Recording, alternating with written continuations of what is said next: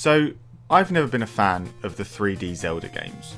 I think the design choices that work really well in the 2D games don't translate at all to the third dimension, and it leads to a strange disconnect between what you feel and what you expect to feel when you play one. You look at the game and you think, this should be really fun, but the controls are clunky and the design is a bit whack, and you play until you realise you're having no fun at all. And it was for this reason that when Nintendo announced Breath of the Wild, I was sceptical to say the least. I just thought, nah, it's going to be Ocarina but with a bigger world. Well, I was wrong. Breath of the Wild absolutely blew my expectations out of the water, and for reasons I wasn't entirely expecting. Not only was the game a massive switch up of the formula, but it actually felt like it was designed from day one to be entirely 3D.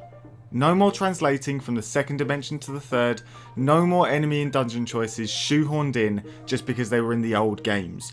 It felt new, and it felt incredible. But my favourite part of the game is something that I haven't seen that many people talk about. Breath of the Wild is at its best when it shows us the memories.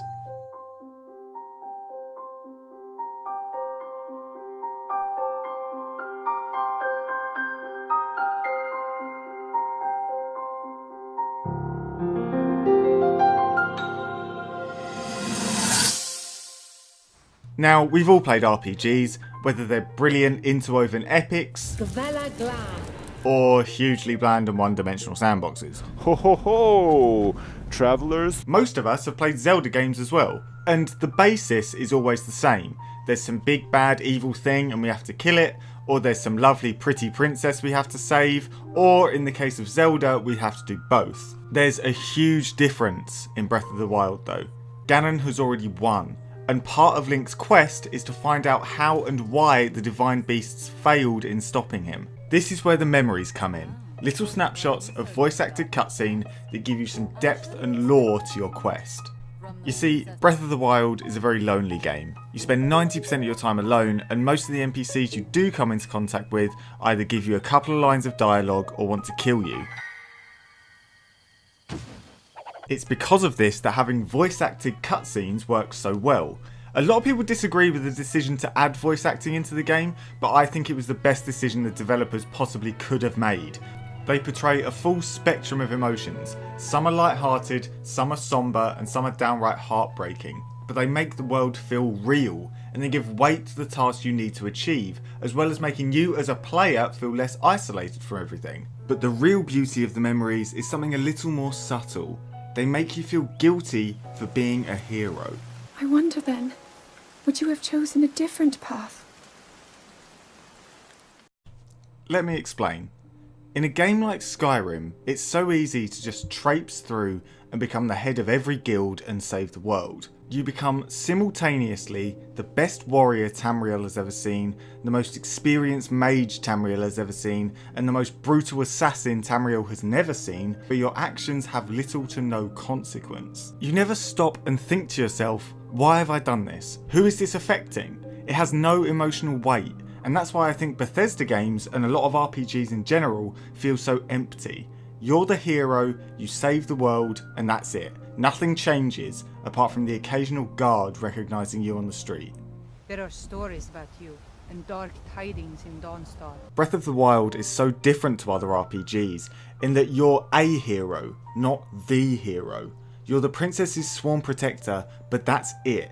And the memories are brilliant because they don't tell Link's story, they're Zelda's story, and it's a story of deep self-doubt. Please, just tell me. What is it? What's wrong with me? So, if you haven't played Breath of the Wild yet, and you don't care about spoilers, let me give you a quick rundown of the Zelda story. Link is the chosen knight, sworn to protect Zelda with his life. The impending return of Ganon puts immense pressure on Zelda, pressure that's reinforced by her father. He repeatedly tells her that she must stop exploring the world and enjoying its flora and fauna and focus solely on her training. It even gets to a point where the music and the feeling of a memory paint her father as almost an antagonist, forcing her to give more than she can to find the power of the Triforce within her. When will you stop treating this as some sort of childish game? From this, disillusion and resentment grows within her, and she can't find any way to express that other than childishly lashing out at Link. And stop following me! This starts to show itself in the memories and in her diary, and as I was watching and reading, slowly filling in the gaps of the story, I found myself thinking about Breath of the Wild not just as a game, but as something I was personally involved in. And it was confusing because on my first playthrough I couldn't really work out what I was feeling in regards to the story of Link and Zelda. It only became clear when I watched a few of the memories again. For the first time in a video game, I was feeling guilty. We play as Link, the chosen knight. Everything that's asked of him, he does without question. Even when Zelda explicitly tells him to stop following her, he saves her from assassins shortly afterwards. Zelda resents this. She resents that her destiny is set in stone. She wants to be her own person, not just a shadow of her ancestors. And she begins to feel jealous that Link is so perfect in his role, yet she can't do the one thing that's asked of her.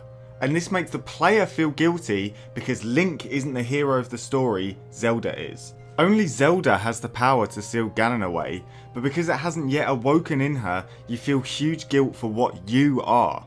You wish you could give her more time to be herself before she meets her destiny. She's constantly told what she's destined to do and what she must do, but she is never given the freedom to be who she is. And anyone would feel resentment to their fate if it was so rigidly laid out before them. I think Zelda in Breath of the Wild is one of my favourite characters in all of gaming, simply because of how deep and rich and flawed she is. She's a princess with royal duties, but at the same time she is a teenager who is desperate to live her own life and explore the world that is so beautifully presented by the game. The memories give the impression that she was never given the chance to live her life, which is why spending time with Link is so important to her.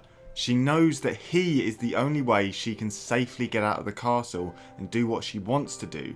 And despite the fact that she snaps at him, she also cares deeply for him, and this can only be shown in the memories. It's a genius form of reverse storytelling.